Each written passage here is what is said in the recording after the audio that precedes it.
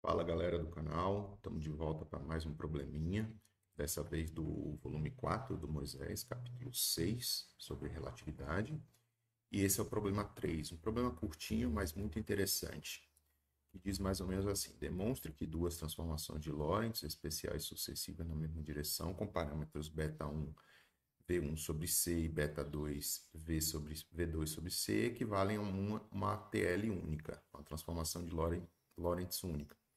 E calcule o parâmetro beta correspondente, né? E relacione o resultado com a lei relativística de composição de velocidades. Então, a gente vai fazer a seguinte análise, né? Então, eu vou escrever aqui dois sistemas de coordenadas, na verdade, três. Vou escrever um sistema S. Esse é o sistema S. Vou colocar ainda em relação a ele um sistema S'. Daqui a pouco eu já identifico as origens. E ainda um outro S duas linhas, cujas origens eu já passo a destacar.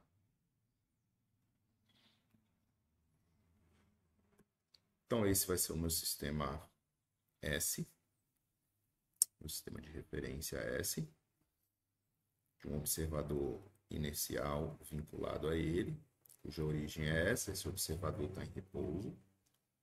O outro é esse observador, que encontra-se em movimento, com uma velocidade V1, tá certo? Esse é o meu sistema S'. Aqui seria, obviamente, na Y', aqui X', aqui na seta preta X e aqui Y, e em azul Y, duas linhas, e X, duas linhas. E esse seria o sistema S, duas linhas, e um observador inerte aqui, observador inercial, com velocidade V2 em relação a V1, certo? Então, o que ele pede, na verdade, é como é que seria a transformação de Lorentz associada a esses boosts consecutivos, né? Então, por exemplo, se eu quiser vincular a relação de coordenadas x2' com x, por exemplo, qual é a transformação de Lorentz? Porque imediatamente, né, a partir das transformações de Lorentz, eu consigo mapear qual é a dependência entre x' e x, y' e y, e t' e t. Lembrando que na relatividade especial, cada observador e cada sistema de referência carrega seus próprios relógios, né? Então, vou denotar aqui, ó, que os relógios, a marcha dos relógios é t aqui. Nesse outro referencial é um pouco diferente, né? Eu vou colocar aqui assim, só para simbolizar a marcha de cada relógio. T'. E aqui, ter duas linhas ainda assim, certo? É claro que cada um desses sistemas de coordenadas teria que estar dotado com um monte de relógios aqui. Eu estou ignorando esse fato, né? Então, vamos manipular as transformações de Lorentz vinculando o sistema S' com o S, né? Então, seriam elas. X' é igual a gama x menos. Aqui, eu já vou tomar o sistema de unidades com C igual a 1, certo? Nós vamos tomar esse sistema porque é mais fácil representar as transformações de Lorentz em termos do beta, né? Você vê que V1 é o próprio beta1 e V2 é o próprio beta2. Então, nesse caso, beta1 T e T' igual a gama 1, porque está associado ao boost com beta1, T menos beta1x. Né? Você veja que aqui, se fôssemos levar os Cs ao quadrado, aqui teria um fator C na frente do T e aqui teríamos um fator C embaixo do X. Mas no sistema de unidades C igual a 1, isso é suprimido e é bem tranquilo de lidar. Agora, perceba o seguinte, que como V2 é uma velocidade relativa ao sistema S', eu ainda posso escrever, né, a seguinte questão.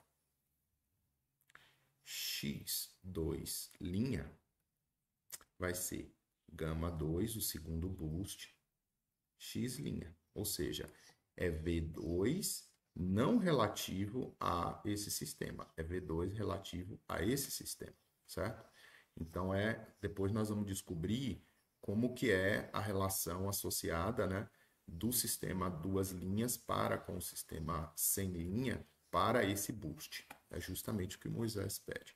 Então, X' menos beta2 T'. E T, duas linhas, é γ2 T' menos beta2, X', 3 e 4. Então, dessas equações, é imediato a gente vê, né, que por uma propriedade transitória, basta que eu escreva X' que está aqui na equação 1, né, na equação 13, T' que está na equação 2, substitua aqui. Eu só vou precisar de uma equação. Uma nota que é importante fazer é que eu não estou considerando nenhuma alteração, obviamente, na direção transversal, porque esses boosts eles são numa única direção, né? E eu estou considerando basicamente a direção X como a escolhida para esses boosts. Então, a direção transversal não é afetada.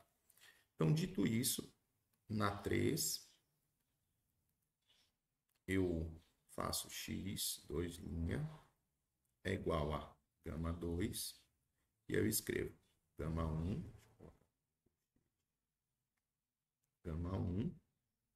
X menos beta1T, e agora eu escrevo menos beta2T', e T' quem é?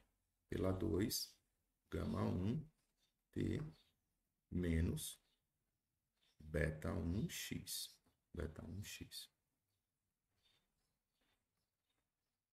Isso então me leva ao seguinte, eu vejo que γ1 é um fator comum, né? Esse carinha aqui e esse carinha aqui estão presentes nos dois termos, então fatório, γ2, γ1, de modo a ficar com x menos beta1t, é o que sobra daqui, e aí os outros termos eu coleto, beta2t mais beta1, beta2x. É isso que fica. Daqui eu observo que os termos que contêm x são esse e esse. E aí, evidenciando isso, né, coletando todos os termos idênticos, eu fico com γ2, γ1, x, 1 mais beta2, beta1, ou beta1, beta2, tanto faz, menos beta1 mais beta2. Então, você nota que, por enquanto, a estrutura dessa nova equação, x2' tem uma propriedade já destacada, que eu relacionei e vinculei as coordenadas x, duas linhas, com a coordenada x e com a coordenada t do referencial S, né? Então, agora falta identificar quem é o termo associado ao beta ou ao boost dessa transformação. Então, o que eu vou fazer? Eu vou fazer o seguinte, eu vou fatorar esse termo 1 mais beta2 vezes beta1, vou tirar ele dessa expressão, ficando γ2, γ1, que multiplica 1 mais beta2, beta1, que multiplica, então, x menos, aí eu vou ficar com beta1 mais beta2 sobre 1 mais beta2, beta1. E aqui, então, nós temos um novo termo que multiplica o t, né, como um beta, e a esse beta, aqui nós vamos dar um nome que o próprio Moisés disse para tomar, beta mesmo, né, não com algum índice, né. Poderíamos chamar de um beta duas linhas, ou beta 3, mas vamos tomar a nomenclatura que ele utilizou aí, certo? Então, a gente já vê que esse termo ele deve ser, para as transformações, esse beta, porque nesse caso é beta 1, né, para a transformação de x. Para a transformação de x duas linhas é beta 2, só que aqui nós temos o gama' correspondente multiplicando. E aqui, a priori, nós temos essa expressão enigmática. Então, nós vamos querer demonstrar, né? Vamos colocar aqui um sinal de interrogação, porque se esse é o beta, será que esse é o gama de beta? Essa é a grande questão, né? Então, só falta isso para nós completarmos a nossa demonstração e vermos que essa, de fato, é a transformação associada. E aí, a gente vai fechar essa demonstração colocando assim, ó. Vejamos que o gama de um fator beta, como esse aqui, que está aqui, ele seria 1 sobre raiz de 1 menos beta quadrado. Lembrando, nós estamos no sistema C igual a 1. Né? Muito bem. E isso aqui seria 1 sobre uma raiz de 1 menos todo esse fator aqui. Beta 1 mais beta 2 sobre beta 1 mais beta 2, beta 1, raiz. Bem, abrindo essa equação, né, aqui embaixo, gama de beta vai então ser o quê? Aqui é o quadrado, né, faltou. Eu já vou eliminar esse quadrado do denominador, né, passando aqui e tirando da raiz. Ele vai subir como um fator 1 mais beta 2, beta 1, sobre uma raiz. E essa raiz é a de 1 mais beta 2, beta 1, ao quadrado, menos beta 1 mais beta 2 ao quadrado. E isso tudo dentro da raiz. Bom, fazendo uma pequena álgebra aqui, eu vou operar nesses termos do radical aqui. E isso vai me dar o quê?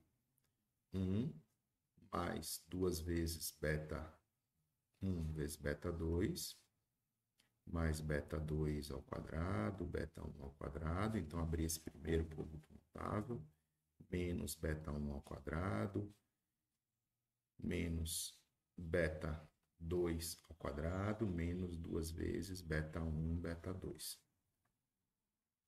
Isso tudo tem que estar dentro dessa raiz aqui. Daqui eu já vejo, né, que esses fatores mais e menos cancelam. E fatorando aqui algumas coisas importantes, né? 1 mais beta 2, beta 1, raiz de 1, mais, na verdade, 1 menos beta 2 ao quadrado. E aqui eu vejo que esses dois termos, esse e esse que sobraram, podem ser escritos como menos beta 1 ao quadrado, 1 menos beta 2 ao quadrado. Diante disso, eu percebo através dessa manipulação, né, que esse fator e esse fator são comuns, então eu os fatório de novo, ficando 1 mais beta 2, beta 1, sobre a raiz de 1 menos beta 1 ao quadrado, que multiplica 1 menos beta 2 ao quadrado, dentro da raiz. Mas, ora, como a raiz disso aqui é a mesma coisa que o produto de duas raízes, 1 menos beta 1 ao quadrado, vezes 1 sobre a raiz de 1 menos beta 2 ao quadrado, e aí nós sobramos esse termo 1 mais beta 2, beta 1, a gente vê que isso pode ser, então, reescrito em termos dos gamas, né? Como gama 1, gama 2, 1 mais beta 2, beta 1. E calha de ser justamente aquele fator na equação que eu vou chamar aqui, né? Na equação 5. Na equação 5.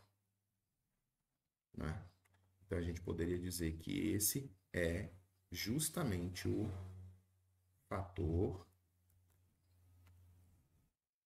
Esse é o fator multiplicativo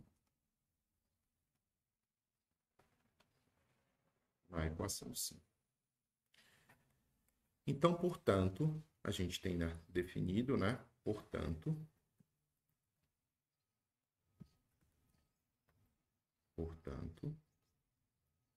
a gente tem definido aqui que a transformação x2', que vincula os dois, é essa gama de beta, que é vinculada com x menos beta de t, onde beta é igual a beta 1 mais beta 2 sobre 1 mais beta 1 vezes beta 2, certo? Então, essa é a transformação de Lorentz que ele nos pede, né, correspondente. A gente vai destacar isso aqui. A gente vai destacar. Essa é a transformação. A gente poderia fazer também com a coordenada temporal, mas vai dar no mesmo, né? A gente não precisa de manipular as duas equações. Fica aí como um exercício para vocês, caso desejem fazer essa conta. E, por último, ele nos pede para relacionar isso aqui com a lei de adição de velocidades ou de composição de velocidades. Ora, se eu voltar, né, voltando para C igual a aproximadamente 3 vezes 10 à oitava metros por segundo, não igual a 1, né, nesse sistema, quem seria esse beta associado, né? Seria um V de composição, né? Um V que a gente teria que denotar aqui nesse sistema de referência. Seria esse V aqui, ó. O V de um observador no sistema S, como é que ele observa essa composição de velocidades V1 e V2, não sendo simplesmente, do ponto de vista relativístico, V1 mais V2, né? Então, a gente vê o seguinte, V, aí eu vou expressar o beta, V sobre C agora, já que eu voltei os fatores, né? E aí, eu vou dizer, olha, isso aqui é V1, né? Vou até denotar como ele denotou, V1 sobre C, mais V1, V2, na verdade, sobre C, dividido por 1 mais V1, V2 sobre C ao quadrado. Daqui a gente observa o seguinte, que V pode ser escrito também, né, fatorando esse termo C daqui, e cancelando com esse 1 sobre C, a gente vê que V pode ser escrito como V1 mais V2 sobre 1 mais V1, V2 sobre C ao quadrado. E é justamente a lei de adição, a lei de composição de velocidades na relatividade. Certo? Então, esse é o nosso resultado final. A demonstração, ela, então, está feita. A gente viu que 2 boosts consecutivos geram para o observador do sistema S uma transformação de Lorentz, que é essa, né, com o beta sendo o beta da composição de velocidades, certo? Então é isso. Mais um problema resolvido. Nos encontramos na próxima. Até breve.